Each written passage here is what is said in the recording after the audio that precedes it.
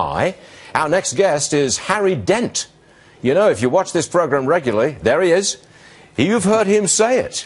We're going to start a rolling crash very soon that's going to take us down to 6,000 late next year. Again, he's back on camera. There he is, joining us, I think, from Tampa. Are you sticking with that? Rolling crash begins soon, down to 6,000 by the end of 2016? Yes, I am, Stuart. We're going in a narrow channel up in the S&P and the Dow, just a 10% range for the last 3.5 years. This is a bubble, almost as strong as the late 90s bubble, stronger than the 2002 to 2007 bubble. Bubbles always crash. We're just going up this channel until something goes wrong, and there's tons of things now that I see that could go wrong.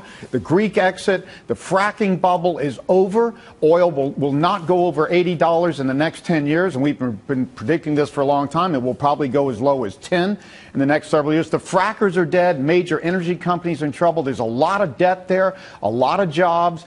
You've got Germany with the worst demographics, worse than Japan in the 1990s ahead, as well as Southern Europe, and you got the U.S. affluent sector, which is the only sector still growing and spending, that's going to go off this demographic cliff like Homer Simpson did back in 2007, Harry, 2008. So we see plenty of things to go wrong, but until something goes wrong, investors have nowhere else to go. The Fed has created nowhere else to put your money. I'm not going to argue with you about whether we're going to have a rolling crash. I mean, that's not the point of the interview. I mean, I can tell you that a lot of people have asked me, what about Harry Dent? This is what he's saying. You've had a huge impact.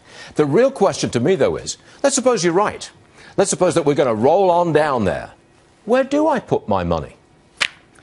You know, if you look back at the 2008 crash, which we predicted way in advance, there is nowhere to go except for the highest quality bonds where you get zero returns, but at least you preserve your money, or the U.S. dollar versus other currencies. There's an ETF called UUP that tracks the U.S. dollar. That went up 27% in 2008 when gold, commodities, real estate, stocks around the world all went down at the same time. When you have a bubble burst, you basically get a great reset back to reality after the Fed and central banks have pumped up stock markets with all of this stimulus. So everything goes down. So you really need to be in cash, high-quality bonds. And if you want to venture out a little bit, you know, bet on the U.S. dollar going up or short a little bit of stocks. Don't go out all out short the stock market. That's too risky. But people might want to put 10, 20% of their portfolio in an inverse ETF like SH, which bets on the S&P 500. All right, Harry, look, you've probably upset a lot of people, but you've certainly informed a lot of people about your particular point of view, and you've reasoned it very well. We thank you very much for coming on the show, Harry. Please come on back again at some point in the future. I want to hear more about demographics in Europe.